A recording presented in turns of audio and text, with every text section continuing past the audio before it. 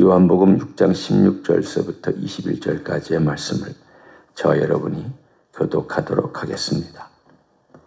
저물매 제자들이 바다에 내려가서 배를 타고 바다를 건너 가버나움으로 가는데 이미 어두웠고 예수는 아직 그들에게 오시지 아니하셨더니 큰 바람이 불어 파도가 일어나더라.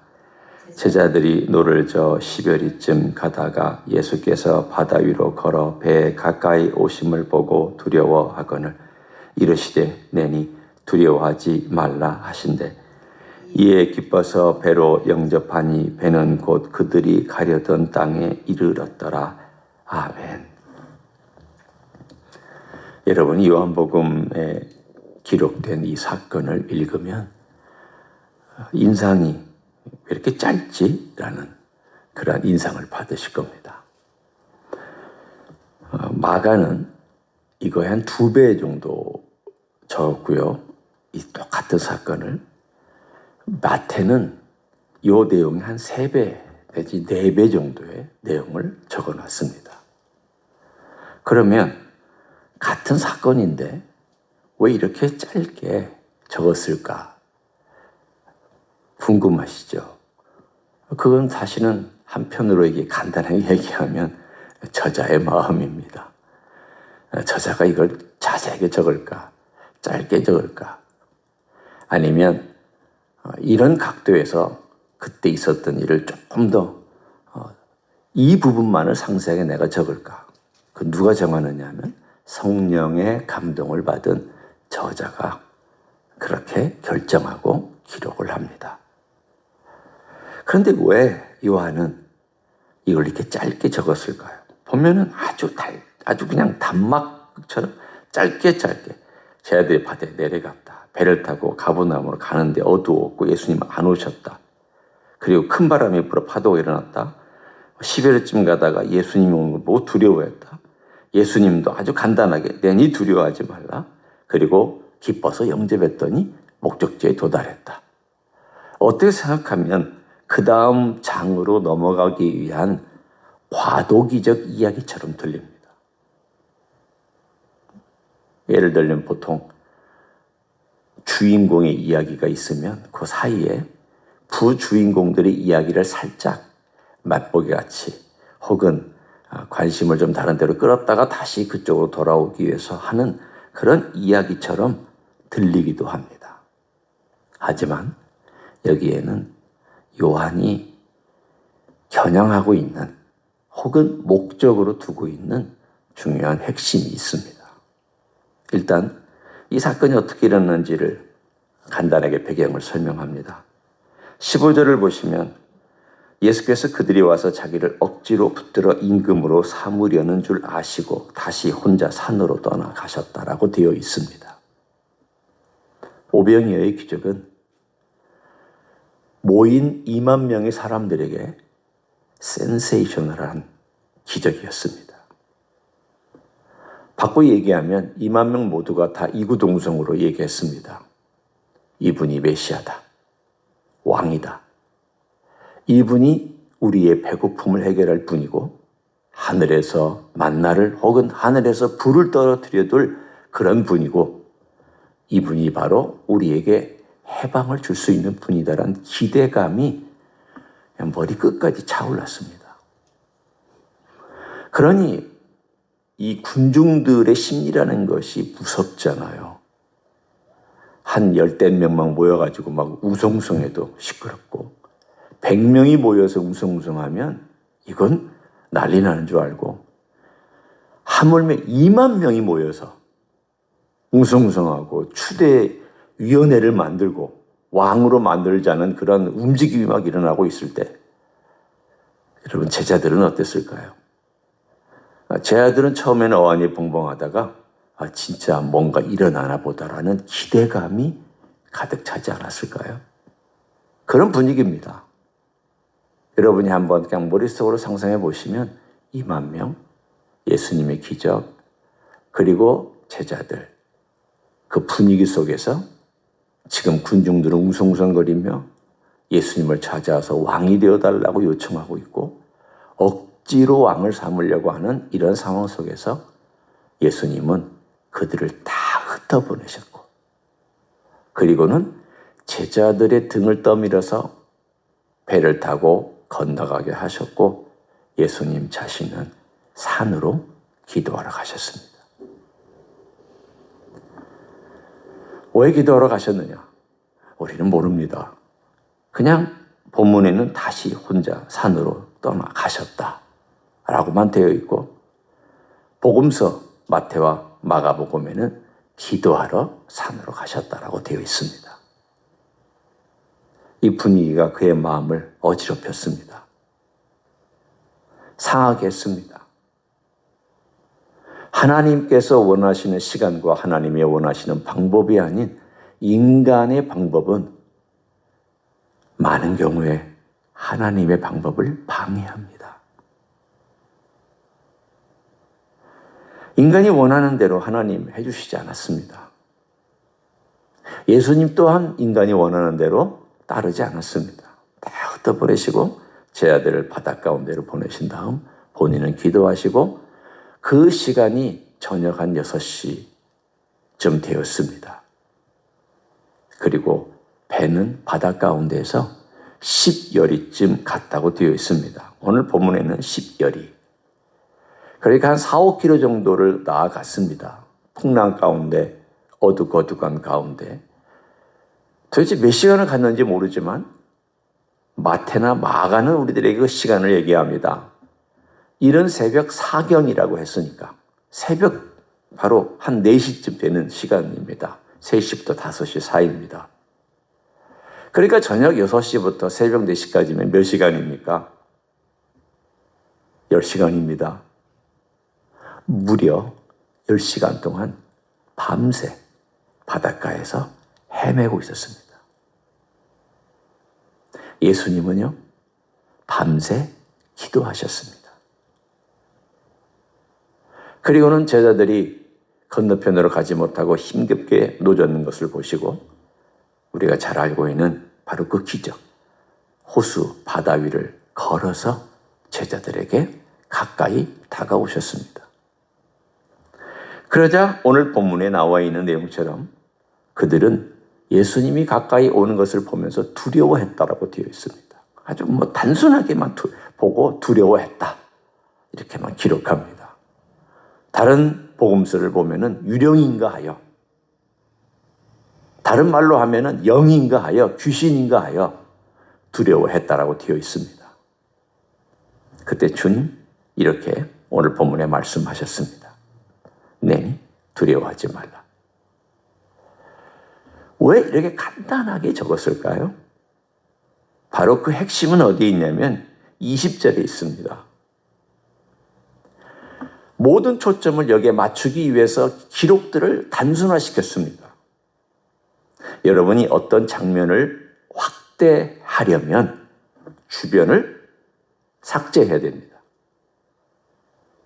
여러분이 누군가를 클로즈업 시키려면 주변의 인물들을 작게 만들든지 희미하게 만들든지 중요하지 않게 해야 됩니다. 그래야 내가 클로즈업 시키거나 강조하려는 부분이 확 드러나기 때문입니다. 왜 이렇게 짧게 적었느냐? 바로 요 대목 때문입니다. 20절 때문입니다. 내니 두려워하지 말라. 오늘 여기에 썼던 이 단어가 대단히 중요합니다. 내니라는 말은 우리 한국 언어로는 표현이 안 되는 말입니다. 영어로는 이것을 표현했습니다. I am 이라고 표현했습니다. I am. 이 말은 야훼의 약자입니다. 여호와의 약자입니다. 이 말을 굳이 주님께서 쓰심으로 제자들에게 강조하려고 했던 것과 요한이 이 말을 강조하기 위해서 주변을 다 간단하게 처리하고 이 대목을 강조하는 이유가 뭘까요? 사람들이 예수님을 메시아라고 여기고 있다. 왕으로 여기고 있다. 하지만 예수님은 단순히 메시아만이 아니다. 그 시대의 유대인들은 전통적으로 수백 년 동안 메시아는 하나님이 선택한 특별한 사람이라고 생각했습니다. 모세같이. 하나님께서 특별하게 능력을 부어주셔서 이스라엘을 해방시켜주는 그러한 특별한 존재로 여겼습니다. 그러나 하나님으로 여기지 않았습니다. 그러나 신적인 존재로 여기지 않았습니다. 특별한 인간으로 여겼을 뿐입니다. 요한이 보여주고 싶은 것은 무엇입니까? 너희들이 예수님을 메시아라고 알고 있지만 맞다. 그건 메시아 맞다. 예수님 왕으로 오신 거 맞다. 하지만 예수님은 그 이상이다. 어느 정도 그 이상이냐? 특별한 인간이냐? 그 다음부터 더 높은 천사냐? 아니다. 그 정도 수준이 아니다. 그분은 구약에서 말씀하고 있고 모세에게 계시를 주셨고 천지를 창조하셨고 너희들이 여호와라고 야훼라고 부르고 있는 바로 그 대상이 바로 이분이다라는 것을 이 간단한 사건을 통해서 강조하고 싶어서 다른 주변은 간단하게 처리했습니다. I am, 나다.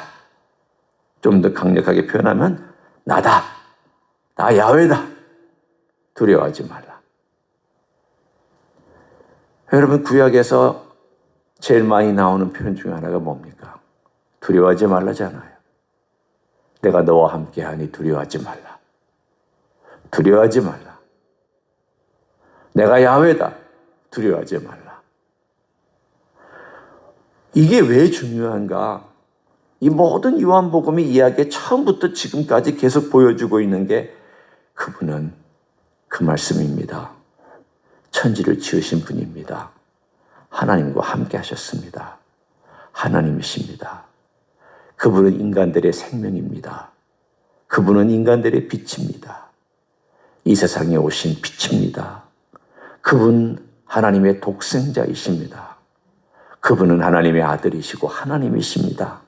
그분에게는 은혜와 진리가 충만한 분입니다. 그분은 그리고 오늘 드디어 밝힙니다. 야훼십니다. 그 명칭을 밝히고 있는 거예요. 이제까지는 다른 별명이나 또는 표현이나 또는 이런 말들로 상징적인 말들로 얘기했습니다. 벌써 우리는 이 상징적인 말들만 들어도 아, 이분이 하나님이신가? 라고 이렇게 보기 시작하죠. 그 말씀. 태초부터 계신 분.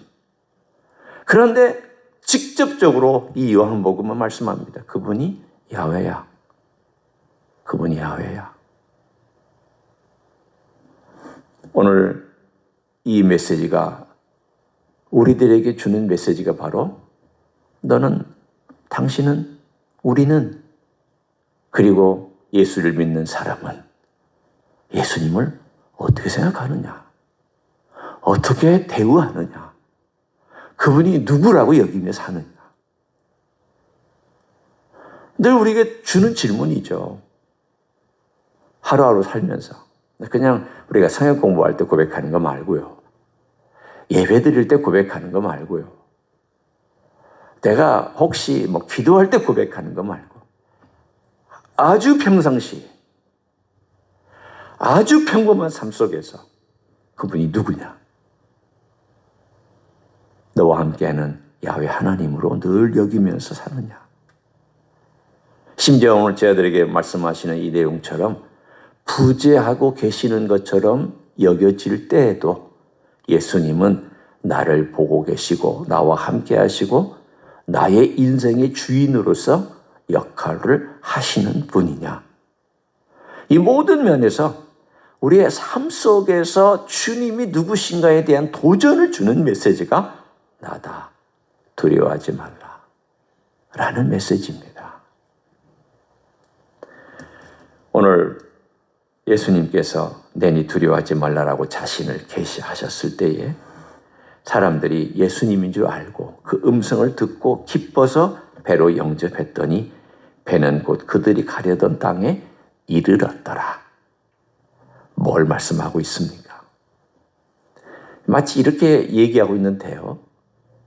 너라고 하는 인생의 배에, 내 존재라고는 이 배, 인생의 배에 예수님을 어떻게 어떤 분으로 모셔드렸느냐. 만약 선장으로 모셔드렸다면 우리 인생은 목적지에 갑니다. 손님으로 모셔드리지 않기를 원하고 과객으로 모셔드리지 않기를 원합니다.